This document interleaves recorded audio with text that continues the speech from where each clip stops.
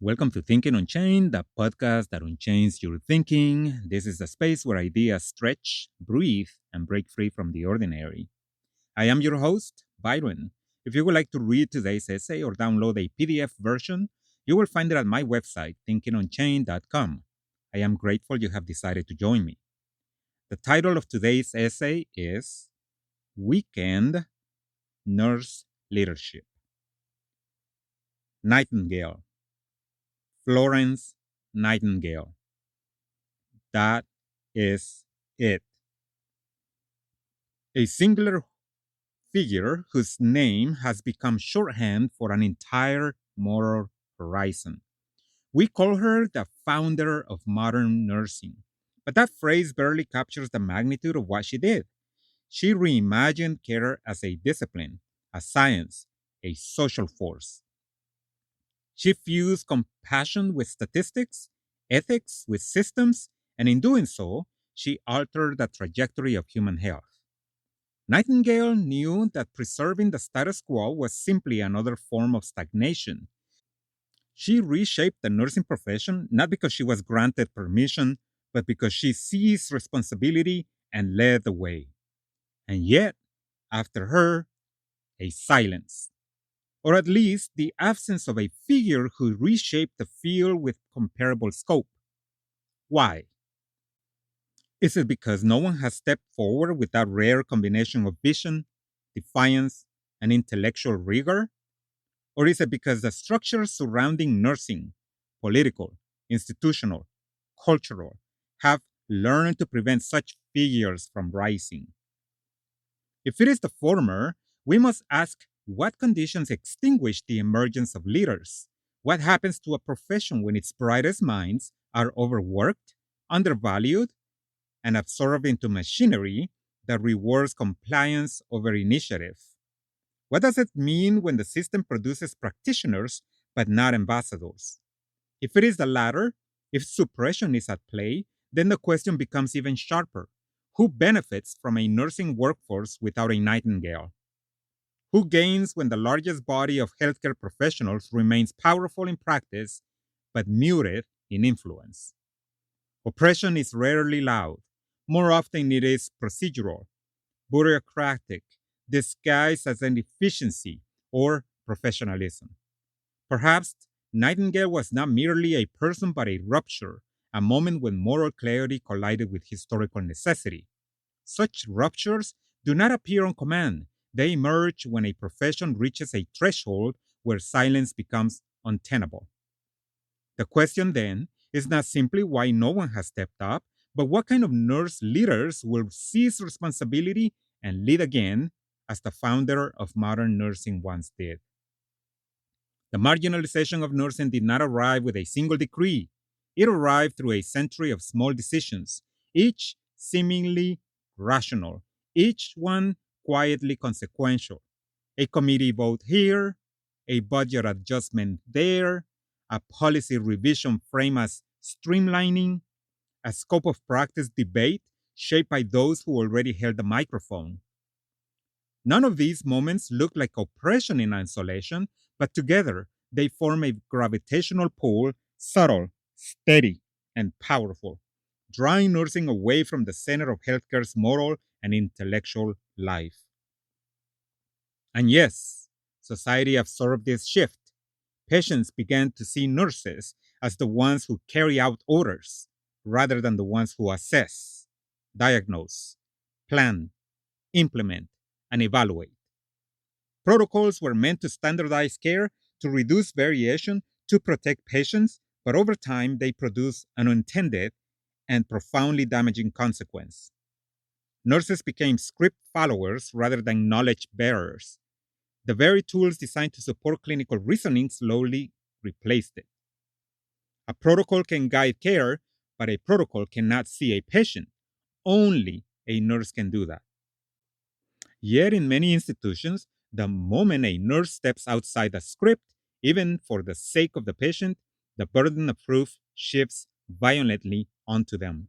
They must defend their decision, justify their intuition, and brace for the inevitable scrutiny from upper management or physicians. The message is unmistakable. Deviation is danger. Judgment is liability. Expertise is expendable. A profession cannot claim expertise while being structurally forbidden from using it. When nurses are attacked for stepping outside a protocol, the system reveals its true priorities, not patient centered care, but risk centered control. Not clinical wisdom, but managerial compliance. Protocols were meant to support nurses, but in practice, they have often become instruments that constrain them. I understand their need, but what began as a guidance slowly hardened into governance. The nurse, once a clinician, a thinker, a moral agent, was repositioned as a component in a system designed for predictability rather than wisdom. Protocols place nurses on a conveyor belt, not as artisans of care, but as operators in a production line. A production line is efficient. A production line is measurable. A production line is controllable. Protocols did not merely standardize nursing, they industrialized it. They shifted the focus of authority from the bedside to the boardroom, from the clinician to the algorithm, from lived experience to managerial oversight. And in doing so, they quietly redefine what nursing is allowed to be. Even many healthcare professionals internalize the hierarchy, not out of malice, but out of habit. Habits shaped by systems that privilege certain voices and obscure others. This is how backstage roles are created, not by declaring someone unimportant, but by designing a world in which their importance becomes less visible. Nursing is a backstage only in the places where power is defined by visibility. Yet the essence of nursing has always been the work that happens where visibility fades at the bedside, in the quiet hours, in the liminal spaces between crisis and recovery. So the questions become, did nursing move backstage, or did the stage itself shrink to exclude the places where real leadership happens? The marginalization of nursing is not simply a political or organizational failure. It is a failure of social inspiration, a failure to understand what care actually is and who holds the knowledge that sustains it. And once inspiration collapses, power follows. Of course, nurses can be told that backstage role is very important, that it is integral to the performance of a healthcare organization, that it provides the energy and continuity that, to keep the system alive. And all of that is true. Backstage work is indispensable. But this mentality and message creates a trap. Backstage roles, no matter how essential, are structurally prevented from shaping the performance itself. Backstage is where labor happens. Front stage is where authority is recognized. You can be praised endlessly for your backstage contributions, but your reliability, your endurance, your skill, but praise does not translate into power. Visibility does. And this is the quiet brilliance of the system that has marginalized nursing. It offers symbolic appreciations while withholding structural influence. It says, you're vital, while ensuring you remain peripheral. It celebrates the labor while obscuring the laborer. In other words, backstage importance is not the same as front stage leadership. And a profession confined to the wings cannot direct the play. A system can depend on you without empowering you. It can praise you without elevating you. It can need you without listening to you. And when a profession as large and as knowledgeable and as central as nursing is kept backstage, it is not an accident of history, it is a design choice. A design that benefits those who already occupy the spotlight. Many nurse leaders, certainly not all, but enough to shape the culture, have grown complacent, not malicious, not uncaring, but acclimated.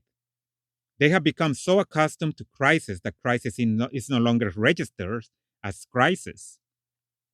The nursing shortage, burnout, mental health collapse, mass resignation, exploitation, these should be alarms. Instead, they have become background noise. When a system is broken long enough, people stop calling it broken. They call it the way things are. And so, and if it ain't broken, don't fix it mentality takes root. not because the system was healthy, but because the dysfunction has become familiar. Familiarity masquerades as stability, stability masquerades as success. Complacency is the quiet acceptance of harm. It is the belief that suffering is inevitable. It is the surrender of ingenuity. A reactionary mindset, one that waits for catastrophe before acting, has seeped into the very institutions meant to protect the profession. Instead of asking, what future should we build? The question becomes, what fire must we put out today? And when you live in perpetual reaction, you lose the capacity to envision transformation. This is how American society often operates. We respond to collapse rather than prevent it. We valorize resilience instead of eliminating the conditions that require it. We praise endurance instead of questioning why endurance is necessary. And nursing leadership, shaped by the same cultural forces, often mirrors this pattern. When leaders stop promoting better futures, the profession stops believing they are possible. A leader who sees no problem cannot create change. A leader who accepts the status quo cannot challenge the forces that created it. A leader who reacts rather than reimagines cannot guide a profession out of crisis. My critique is not about blaming individuals, it is about naming a mindset that has become structurally embedded, a mindset that protects the system rather than the people who sustain it. I know I present more questions than answers in this essay. For this, I apologize. But here are a few more. What will nursing leadership look like if we refuse complacency? If we rejected normalization? If we reclaim ingenuousness as a form of power? How long can a system survive when the people who sustain it are denied the authority to reshape it? Thank you.